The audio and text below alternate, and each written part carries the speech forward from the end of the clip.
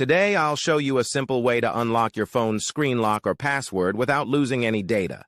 The best part? It's free and easy, even if you're not a tech expert. Just follow these steps, and you'll be able to unlock any phone hassle-free. Let's get started.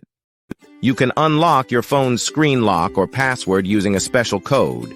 You will need to press on emergency call, and then you must enter a code.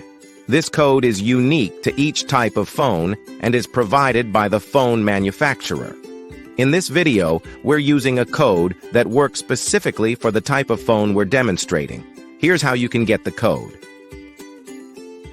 Visit this website that provides unlock codes for free using a unique method. And that's it. Now you can unlock your phone without losing any data. See you in the next video. Bye.